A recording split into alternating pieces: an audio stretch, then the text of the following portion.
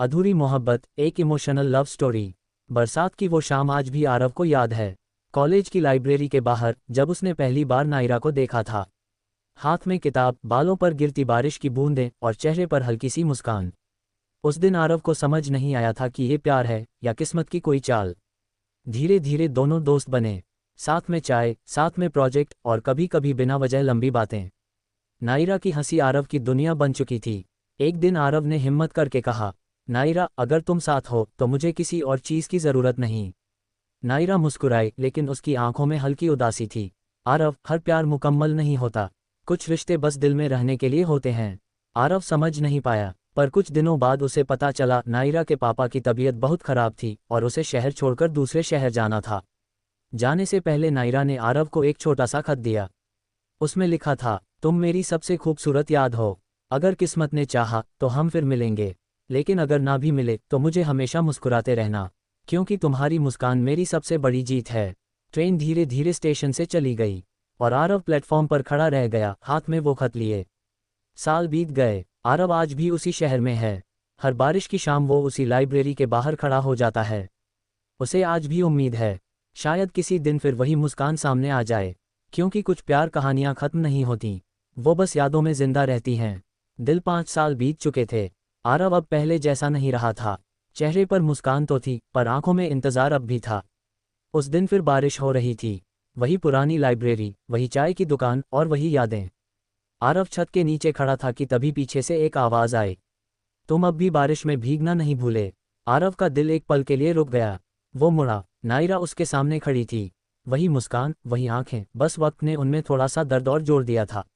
दोनों कुछ पल चुप रहे, जैसे सालों की दूरी एक नज़र में सिमट गई हो। तुम अचानक, आरव ने धीरे से पूछा।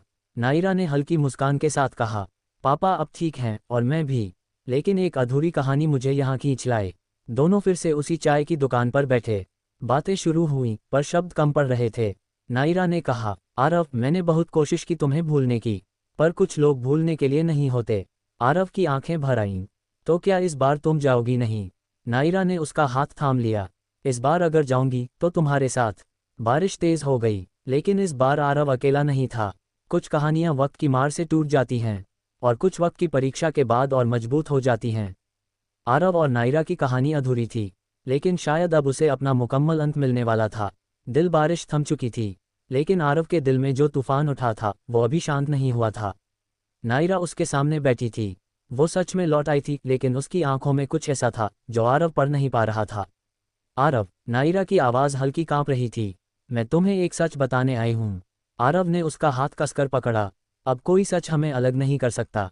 नायरा की आंखों से आंसू बह निकले। मेरी सगाई हो चुकी है। जैसे किसी ने आरव के सीने में चुपचाप दर्द रख दिया हो। वो कुछ पल तक कुछ बोल ही नहीं पाया। मैंने बहुत कोशिश की, लेकिन घरवालों के आगे हार गई। मैंने सोचा था तुम्हें बताए बिना चली जाऊंगी, पर इस बार मैं कायर नहीं बनना चाहती थी। आरव ने गहरी सांस ली। दिल टूट चुका था, पर प्यार अभी भी जिंदा था। वो मुस्कुराने की कोशिश करते हुए बोला, तुम खुश रहो, बस यही चाहता हूँ।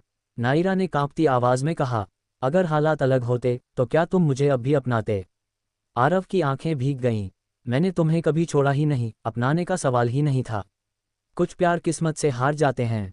कुछ लोग एक दूसरे के लिए बने होते हैं, पर साथ रहने के लिए नहीं। नायरा उठी। आखिरी बार उसने आरव को गले लगाया। इस बार कोई वादा नहीं था, कोई उम्मीद नहीं थी। बस दो दिल थे जो एक दूसरे के थे, पर फिर भी एक दूसरे के नहीं थे। ट्रेन की सीटी फिर से गूंजी, और इस बार आरव ने उसे रोका नहीं।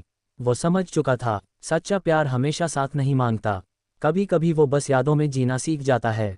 ट्रेन दूर जा चुकी थी। धुआं हवा में घुल रहा था, और प्लेटफॉर्म पर खड़ा आरव इस बार रो नहीं रहा था। उसने जेब से वही पुराना खत निकाला, जिसके कोने अब हल्के पीले पड़ चुके थे।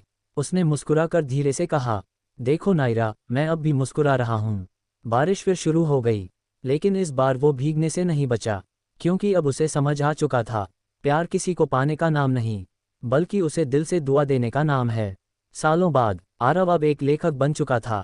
उसकी पहली किताब का नाम था अधूरी मोहब्बत। बुक लॉन्च के दिन भीड़ में उसे एक जानी पहचानी मुस्कान दिखी। नायरा, उसकी आंखों में सुकून था। शायद वो अपनी दुनिया में खुश थी।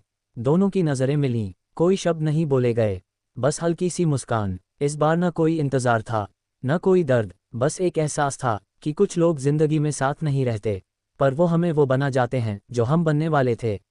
और शायद यही सच्चा प्यार होता है। दिल